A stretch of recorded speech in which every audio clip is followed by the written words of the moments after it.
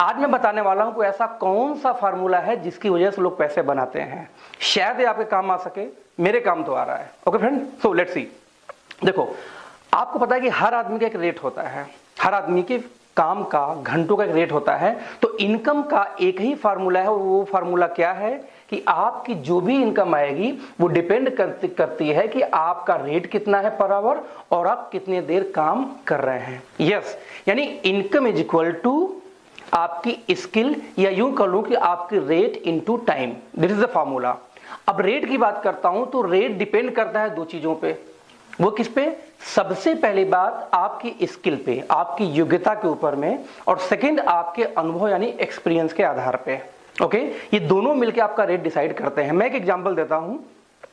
एक labour class या एक रिक्शा चालक की योग्यता मैं मान लेता हूं कि आज में एबिलिटी हो, मान लेते हैं कि लगभग घंटे का आप रख लेते हैं या 100 रुपए घंटे रख लेते हैं। तो 100 रुपए घंटे की यदि रेट है एक रिक्शे वाले की, और यदि वो 8 घंटे रिक्शा चला रहा है तो 800 रुपए पर डे वो अर्न कर रहा है। ओके, लेट्स सी, हम मान लेते हैं कि एक एवरेज इंसान की तरह हमारी और आपकी एबिलिटी हो 200 रुपए पर आवर की। यदि हमारी 200 रुपए पर आवर की एबिलिटी यानी योग्यता हो, और यदि हमने 8 घंटे जॉब किया कहीं जाके या कोई काम किया, तो हमें मिल जाता है 1600 रुपए पर आवर, राइट। वहीं पे जब हम बात करते हैं किसी प्रोफेशनल की, यानी कि एक डॉक्टर हो गया, एक इंजीनियर हो गया, एक एडवोकेट हो गया, तो हम मान लेते हैं कि 1000 रुपए पर आवर की उसका रेट है। तो उस केस में उसको 8000 रुपए 8 घंटे का ही मिल गया।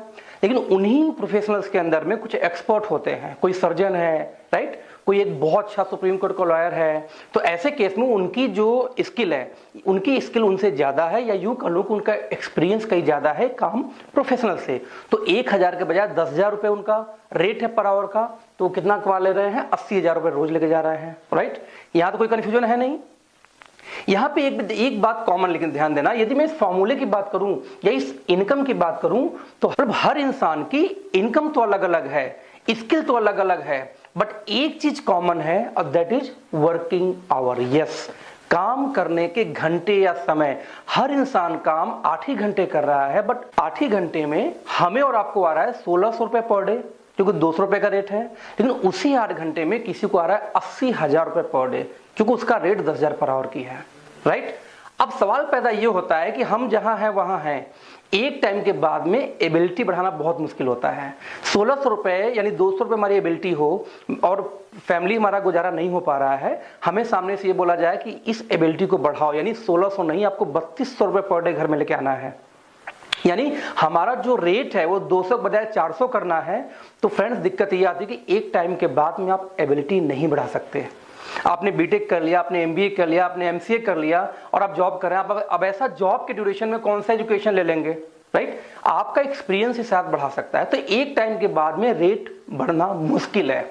आपके हाथ में एक ही चीज होती है, दैट इज टाइम, कि आप टाइम को बढ़ा लो और आपकी अपनी इनकम को इंप्रूव कर लो। लेकिन अगेन एक समस्या है। जब मैंने ये फार्मूला जाना तो मैंने जरा स्टडी किया, और देखते देखते मैं क्या देखता हूं कि एक यहां पे क्लैश आता है। क्लैश क्या आता है कि मैं अपने क्षेत्र के, अपने गांव के गंगू हलवाई के पास पहुंचता हूं। अब गंगू हलवाई तो मुझसे ज्यादा पैसे कमा रहा है यार, लेकिन उसकी एबिलिटी जबकि मुझसे बहुत कम है। मतलब ये, उसकी खुद की एबिलिटी 100 रुपए आवर की है, लेबर क्लास की, पढ़ा लिखा भी नहीं है, लेकिन उसकी रोज की इनकम आ रही है 8000। हम उससे योग्य हैं, हम उससे काबिल हैं, फिर भी हमारी इनकम आ रही है 1600 रुपए पर डे। रीजन क्या है? और रीजन ही मेरे लिए शॉकिंग था। वो क्या था? तो 100 रुपए पर आवर रेट किसका था? हमारे गंगू हलवाई का। लेकिन 100 रुपए आवर के हिसाब से वो भी काम कर रहा है 8 घंटे, तो 8 घंटे के हिसाब 800 आने चाहिए थे। लेकिन यहां पे उसका रेट चेंज क्या हो, गेम क्या हो गया? यहां गेम ये हुआ कि 8 घंटे तो जॉब कर रहा था, लेकिन अपने साथ में उसने 10 लेबर को इन्वॉल्व किया, 10 लोग उसके यहां काम कर रहे थे।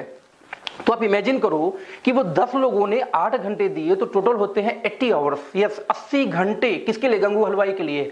तो गंगू हलवाई का एबिलिटी कमजोर होने के बाद, रेट कम होने के बावजूद वो 8000 रुपए घर लेके जा रहा है, जबकि हम और आप 1600 रुपए लेके जा रहे थे। यानी सिंपल शब्दों का, यदि इस फार्मूले को आप ध्यान से देखें तो इनकम करने का सिर्फ और सिर्फ एक फार्मूला है, और वो ये है कि आप काम करने के साथ साथ काम करवाना है। यस, टाइम कंपाउंड करने पे ही इनकम बनती, नहीं तो इनकम कभी नहीं बना सकते आप। हर इंसान के पास है 24 घंटे। 24 घंटे में 8 से लेकर 10 घंटे कोई व्यक्ति काम करता है, और जब हम 8 से लेकर 10 घंटे काम करते हैं तो हमें 8 से लेकर 10 घंटे की ही इनकम आती है। मैं एक एग्जांपल देता हूं, आप अपने पड़ोस में किसी को देखिए, किसी का 5 लोग की फैमिली हो, वहां पे एक पर्सन यानी उसमें जो मुखिया घर का है वो कहीं जॉब या नौकरी कर रहा हो, राइट? तो देखो उस घर की कंडीशन क्या है। और उसी पड़ोस में आप सेम चलो, दूसरे पड़ोस में देखो, 5 लोग की ही फैमिली है, लेकिन वहां पे जॉब 2 लोग कर रहे हैं, एक फादर और एक बेटा, यानी बाप और बेटा दोनों लोग वहां पे काम कर रहे हों। तो इस केस में आप देखो कि 8 घंटे ये 8 घंटे वो, दोनों मिला के होते हैं 16 घंटे। तो ऑब्वियसली आप देखेंगे कि सेकेंड पर्सन के घर की कंडीशन आपके पड़ोसी से बेटर होगी जिसके यहां काम करने वाला एक ही व्यक्ति है।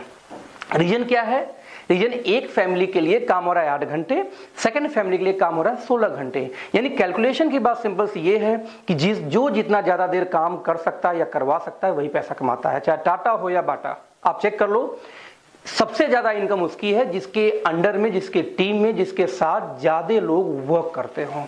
और यही फॉर्मूला है। यस, जब तक आप टाइम को कंपाउंड नहीं करते तब तक आप पैसे नहीं बना सकते। This is the rule.